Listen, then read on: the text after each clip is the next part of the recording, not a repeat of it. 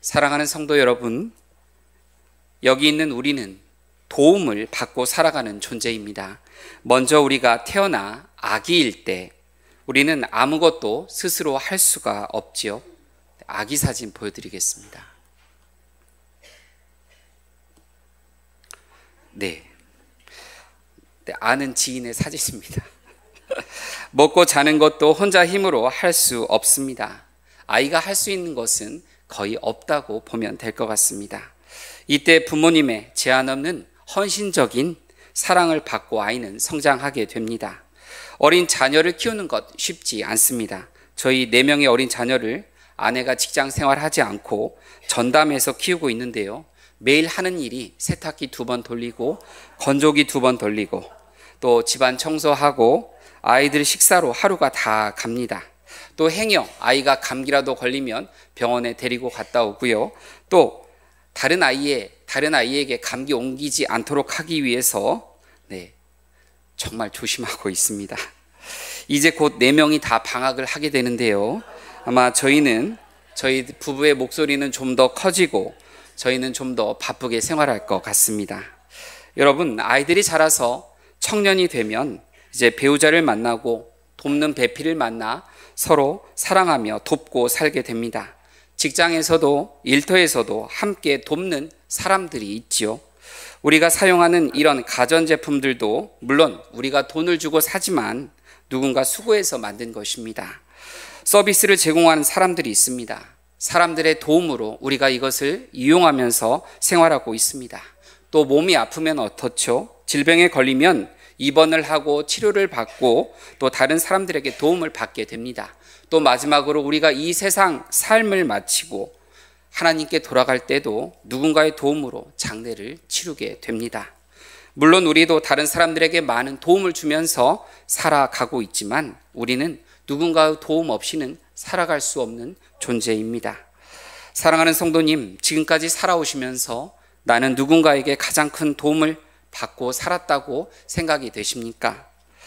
또 아니면 나는 너무도 부모가 가난해서 도움도 제대로 받지 못했고 배우자를 만나도 어떻게 이런 사람을 만나서 고난길이었나라고 또 말하는 분도 있을 것입니다. 또 누구네 자녀는 말 안 해도 공부도 잘하고 효도도 잘하는데 우리의 자녀는 그렇지 않고 내가 뼈가 부러지도록 고생했다라고 하는 분도 있을 것입니다. 여러분, 나는 누구의 도움도 제대로 받지 못하고 고단한 눈물의 삶을 살아왔다고 하시는 분도 이 가운데 분명히 계실 것입니다. 세상에서 큰 도움을 받고 살아오신 분과 작은 도움을 받고 살아오신 분들, 이런 모든 분들에게 공평하게 주시는 바로 사랑이 있습니다. 사람에게 구할 수 없는 사랑, 하나님께서만 주실 수 있는 사랑입니다. 이 사랑은 여러분 가치를 계산할 수가 없어서 너무도 귀하고요. 또 살 수도 없습니다. 한 번만 주어지고 끝나는 것이 아닌 우리 삶에 영원히 주어지는 사랑입니다. 이 예배 시간을 통해서 한 사람 한 사람에게 공평하게 주시는 하나님의 큰 사랑을 받는 저와 여러분들이 되시기를 소망합니다. 하나님의 사랑은 첫째, 믿음을 통해서 우리가 받게 됩니다. 본문 23절 말씀 함께 읽겠습니다. 모든 사람이 죄를 범하였음에 하나님의 영광에 이르지 못하더니 아멘. 하나님은 사람을 하나님의 형상을 따라서 창조하셨습니다. 왜 사람을 만들었느냐라고 묻는다면 하나님은 사람들과 교제하기 위해서, 사람들과 사귐을 갖기 위해서 창조하셨습니다. 하나님은 사람에게 자유의지를 주셔서 스스로 결정하고 행동하고 또 통치할 수 있게 하셨습니다. 아담과 하와가 자유의지를 갖고 있었고 이들은 천국 같은 에덴 동산을 다스렸습니다. 하지만 하나님께서 동산 모든 열매를 먹어도 좋지만 아담과 하와에게 금하신 동산 중앙에 있는 선악과 열매를 이들이 먹고 범죄함으로 에덴 동산에서 쫓겨나게 됩니다. 사람은 천국 같은 에덴 동산을 떠나 이 가시와 엉겅퀴가 나는 이 세상 고생하면서 살아가게 됩니다. 정령 죽게 될 것이라는 하나님의 말씀대로 우리는 영적인 죽음을 맞게 됩니다. 사람은 하나님의 영광에 이르지 못하고 살아가는 그 삶을 살게 되고 하나님과 분리된 삶으로 영적인 교제가 깨진 상태로 살아가고 있습니다. 19절 20절 말씀 함께 읽겠습니다. 우리가 알거니와 무릇 율법이 말하는 바는 율법 아래에 있는 자들에게 말하는 것이니 이는 모든 입을 막고 온 세상으로 하나님의 심판 아래에 있게 하려 함이라. 그러므로 율법의 행위로 그의 앞에 의롭다 하심을 얻을 육체가 없나니 율법으로는 죄를 깨달음이니라. 아멘. 하나님께서 애굽에서 종살이하는 유대인들을 출애굽시키셔서 이들을 구하셔서 유대인들에게 하나님의 백성으로 살아가도록, 하나님과 바른 관계를 맺을 수 있도록, 또 주위의 사람들과 바른 관계를 가질 수 있도록 하나님은 율법을 주셨습니다. 하나님의 법을 이들에게 주신 것입니다. 유대인은 그 율법을 지키며 자신들이 의롭게 살려고 노력했습니다. 하지만 율법은 사람을 의롭게 할 수가 없습니다. 만약 율법으로 사람이 의롭게 된다면 하나님은 사람을 의롭게 하는 그 율법을, 그 조항을 분명히 주셨을 것이다라고 생각이 됩니다. 만약 그 조항을 주셨다라고 하면 예수님께서 우리의 죄를 위해서 십자가에 돌아가실 필요도 없었을 것입니다. 율법을 지킴으로 사람이 의롭게 될 수 없지요. 율법 아래에 있는 자들의 입을 막아서 하나님은 그렇기 때문에 자신들의 의의를 자랑하지 못하게 한다라고 우리가 읽은 19절 말씀에 말씀합니다.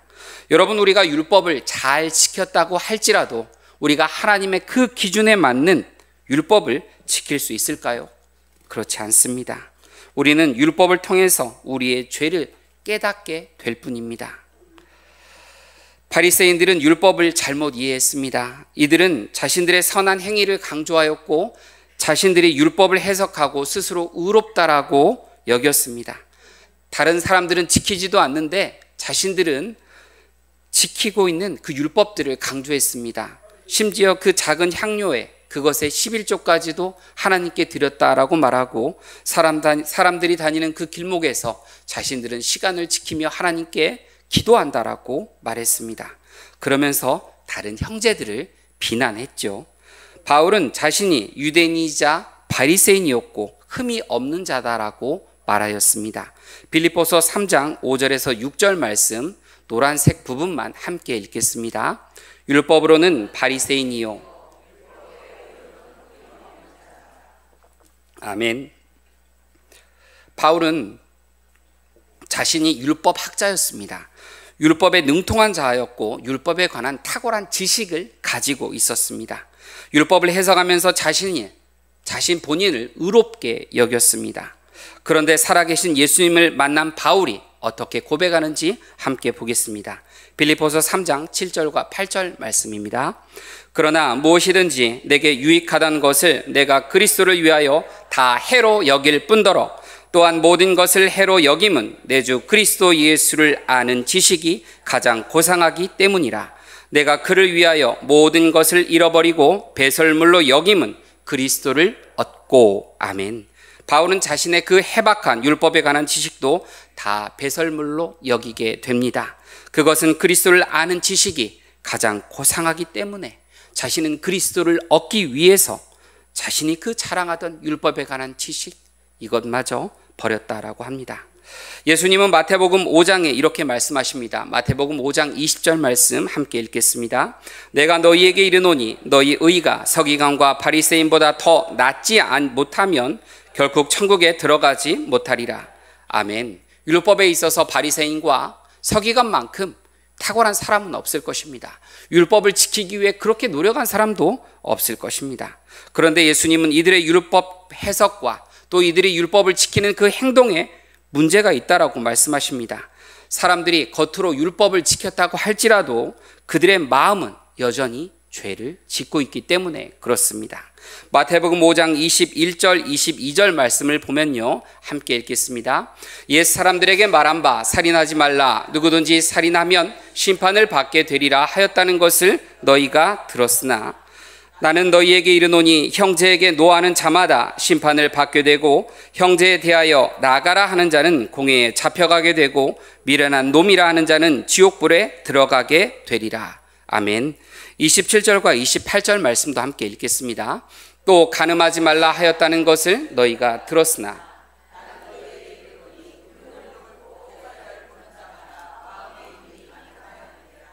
아멘.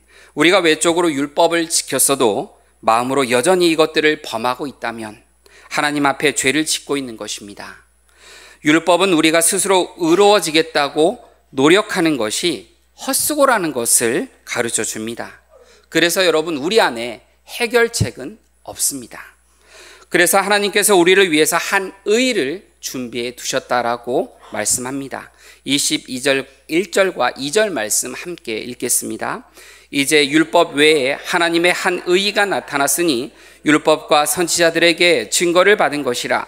곧 예수 그리스도를 믿음으로 말미암아 모든 믿는 자에게 미치는 하나님의 은이 차별이 없느니라. 아멘. 하나님께서 예비하신 바로 그 예수 그리스도, 바로 예수 그리스도가 한 의입니다. 유대인들은 자신들 스스로 율법을 붙들고 의로워지려고 하였습니다. 하지만 이방인들은 자기 자신이 불쌍한 죄인이라는 것을 깨닫고 하나님의 의를 발견하게 됩니다. 그리고 하나님께서 예비하신 예수 그리스도를 믿게 되지요.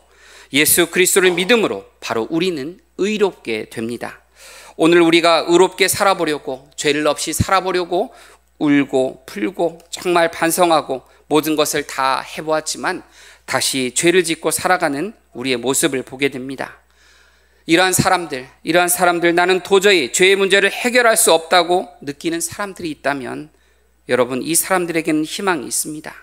세상에 너무 많은 죄인들이 살아간다고 외치며 자신도 그 가운데 있지만 어느 날 내가 저 사람들 정말 어떻게 저런 죄를 짓고 살아가고 있는가라고 이렇게 외쳤지만 어느 날 내가 그 누구보다도 더 죄인이라는 것을 깨닫게 된다면, 느낀다면 그 사람에게는 희망이 있습니다. 아내에게, 남편에게, 사기친 사람에게 회개하라 회개하라 외치는 것이 아닌 내가 그들에게 이용당했고, 내가 버림당했고, 내가 고발당했고, 바로 이러한 내가 더 죄인이다라고 깨달아야 합니다. 우리는 내가 죄인입니다라고 외쳐야 합니다. 사랑하는 여러분, 우리 옆에 분들 한번 보시면서 인사 나누겠습니다. 내가 죄인입니다. 내가 죄인이었습니다. 아멘. 우리는 죄인인 것을 알아야 합니다. 아멘. 네. 자신이 죄인이라고 간절하게 외치는 사람들은 예수 그리스도를 만날 여지가 있습니다. 예수 그리스도를 만날 틈이 있습니다. 예수 그리스도를 부를 때 예수 그리스도의 구원이 바로 그의 이름을 부르는 자들에게 임하시기 때문에 그렇습니다. 로마서 10장 13절에 이렇게 말합니다. 누구든지 주의 이름을 부르는 자는 구원을 얻으리라. 여러분, 정말 죄인으로서 우리에게 예수 그리스도가 필요함을 다시 한번 새기시기 바랍니다. 하나님의 사랑은 둘째, 생명을 전제합니다. 24절에서 26절 말씀을 함께 읽겠습니다. 그리스도 예수 안에 있는 성령으로 말미암아 하나님의 은혜로 값없이 의롭다 하심을 얻은 자 되었느니라. 이 예수를 하나님의 그의 피로써 믿음으로 말미암는 화목 제물로 주셨으니 이는 하나님께서 길이 참으시는 중에 전에 지은 죄를 간과하심으로 자기의 의로우심을 나타내려 하심이니 곧 이때 자기의 의로우심을 나타내사 자기도 의로우시며 또한 예수 믿는 자를 의롭다 하려 하심이라. 아멘. 하나님께서 사람을 창조하신 목적은 바로 사람과 교제하기 위해서, 사람과 사귐을 갖기 위해서다라고 말씀드렸습니다. 여러분, 우리도 부부 관계가 그렇지요. 여러분, 배우자와 사귐을 갖기 위해서 결혼하셨지요. 여러분, 자녀들과 사귐을 갖기 위해서 노력하고 계신가요? 여러분, 꼭 일상에서 사귐을 누리시기를 예수님의 이름으로 축복합니다. 사람들이 범죄함으로 하나님과 사귐이 깨어져 있었습니다. 이사야서 59장에 여기에 대해서 말씀합니다. 함께 읽겠습니다. 여호와의 손이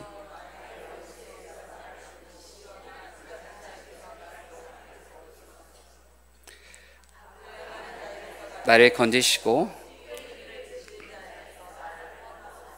네, 아멘. 네, 죄송합니다. 제가 잘못 쓴 것 같습니다. 이사야서 59장 1절과 2절 말씀입니다. 제가 여러분에게 읽어드리겠습니다.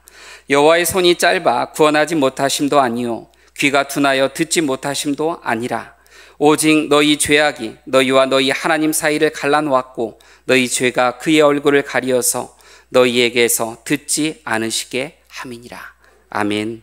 사람이 범죄하면 하나님과의 관계에서 밖으로 이탈하게 됩니다. 교제가 안 되지요. 하나님께서는 사람들과 사귐을 원하십니다. 하지만 죄가 있는 사람들과 사귐을 가질 수가 없기 때문에 예수님은 구약 시대에 제사 제도를 사람들에게 주셨습니다. 제사 드릴 사람이 건강하고 흠이 없는 양이나 소, 이 가축을 가지고 성막에 나와 믿음으로 동물에게 안수하고 자신의 죄를 다 고백하고 그 동물을 잡아 죽여서 하나님께 제사를 드렸습니다. 그럼 사람의 죄가 덮어졌습니다. 여러분, 죄의 싹슨 사망이요, 피 흘림이 없이는 죄사함이 없다라고 성경은 말씀합니다. 그러니 죄인된 사람이 자신이 죽어야 하는데 동물이 자신의 죄를 가지고 죽게 되므로 용서를 받게 된 것입니다. 제사 드리는 사람은 희생 제물을 바라볼 때, 이 내 죄 때문에 죽어가는 이 양이나 소를 바라볼 때, 이 양이나 소의 그 눈빛을 바라볼 때 마음이 어떠했을까 생각해 보았습니다. 내 죄 때문에 네가 죽는구나. 아마 제사 드리는 사람은 그 눈물이 앞을 가리지 않았을까 생각이 됩니다. 여러분, 이렇게 하나님께 제사 드린 사람은 그 다음 제사 드릴 때까지 하나님 앞에 나아가 하나님의 임재와 복을 누릴 수가 있었습니다. 매번 죄를 지을 때마다 나의 죄를 위해서 대신 죽어야 할 양과 소를 늘 준비해야 했습니다. 여러분, 어떤 사람은 죄를 짓는데 며칠, 아니 여러분 몇 주가 걸리는 사람도 있을 수 있습니다. 그런데 저와 여러분은 어떻습니까? 네, 예배 마치고 주차장에 차 빼러 갔는데 아니 누가 이중 주차를 하고 갔습니다. 계속 연락을 해도 전화도 받지 않습니다. 10분 있다가 이제 통화가 연결되었는데 그분이 지금 맛있는 점심 먹고 있다라고 하면서 한 10분만 기다려 달라고 합니다. 여러분 어떻습니까? 네, 주차장도 못 나가고 다시 회개하러 예배당으로 뛰어 들어와야 될 분들이 여기 몇 분 계시는 것 같습니다. 그래서 우리는 원수를 사랑하라는 그 주님의 말씀을 늘 기억해야겠습니다. 네, 아셨죠? 네, 원수를 사랑하라는 그 주님의 말씀 늘 기억하시기 바랍니다. 창세기 22장에 보면 하나님께서 아브라함에게 너의 아들 이삭을 잡아서 내게 번제로 달라라고 하십니다. 여러분, 이 장면을 볼 건데요, 요한복음 먼저 3장 16절 말씀을 함께 읽도록 하겠습니다. 하나님이 세상을 이처럼 사랑하사 독생자를 주셨으니 이는 그를 믿는 자마다 멸망하지 않고 영생을 얻게 하려 하심이라. 아멘. 네, 이 요한복음 3장 16절 말씀을 기억하시면서 창세기 22장 하나님이 아브라함에게 아들 이삭을 번제로 달라고 하신 그 내용을 함께 보도록 하겠습니다. 함께 보면 하나님의 은혜가 더 크더라고요. 그래서 함께 보자라고 말씀드립니다. 하나님께서 독자 이삭을 번제로 달라라고 아브라함에게 말씀하였을 때 아브라함은 놀랐을 것입니다. 번제는 바로 그 제물을 모두 다 태워서 하나님께 올려드리는 것입니다. 아니, 100살에 얻은 내 귀한 아들을 하나님께 다 드릴 수 있을까? 어떻게 드려야 될까? 아마 아브라함은 그러한 생각을 했을까 안 했을까 잘은 모르겠습니다. 근데 저라면 어떻게 하나님께 드릴 수 있을까라는 생각을 했습니다. 아브라함은 아침 일찍 일어나서 나귀의 안장을 올리고 자신의 아들 이삭을 데리고 또 번제에 쓸 나무도 준비해서 자신의 두 종을 데리고 하나님께서 말씀하신 산으로 떠나게 됩니다. 그리고 3일 만에 산에 다다르자 자신의 종들에게 너희는 여기서 기다려라. 너희는 여기에서 기다려라 하고 자신은 아들과 또 번제에 쓸 그 나무들을 가지고 산 위로 올라갑니다. 이때 아들이 아버지, 불과 나무는 지금 여기 준비되어 있는데 번제할 양은 어디 있습니까? 라고 묻습니다. 아들이 아마 아들 이삭은 아버지가 하나님께 제사 드리는 것을 항상 보았기 때문에 지금 재물이 없다는 것을 잘 알고 있습니다. 이때 아브라함이 아들에게 멋진 말을 합니다. 내 아들아, 번제할 양은 하나님께서 준비하실 것이다. 그것도 하나님이 친히 준비하실 것이다라고 아들에게 말합니다.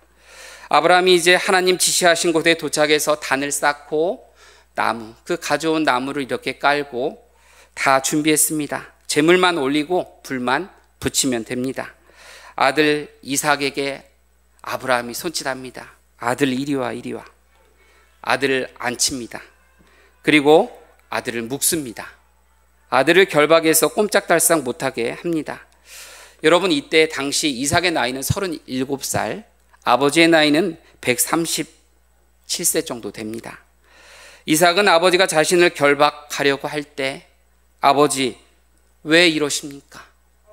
아버지 이러려고 저 여기까지 데려왔습니까? 이렇게 말하지 않습니다. 아버지에게 항변하지 않고 아버지를 밀치지도 않습니다. 그리고 심지어 도망도 가지 않습니다. 그리고 결박당합니다. 아브라함이 칼을 들고 아들을 죽이려고 하자 하나님의 사자가 놀란 것 같습니다. 다급하게 아브라함아, 아브라함아 이렇게 부르지요. 아브라함이 대답합니다. 네, 제가 여기 있습니다. 그 아이에게 손대지 말라. 내가 내 독자 그 이삭까지 아끼지 아니하고 나에게 바로 드리는 것을 보았다. 내가 바로 하나님 경외하는 것을 아노라. 아브라함이 이 말을 듣고 눈을 들어 살펴본 즉 풀숲에 수양이 걸려있는 것을 보았습니다. 그리고 그 수양을 가져다가 하나님께 번제로 올리게 됩니다. 아브라함이 그 땅의 이름을 여호와 이레라고 이름하였습니다. 여호와의 산에서 준비되리라는 뜻입니다.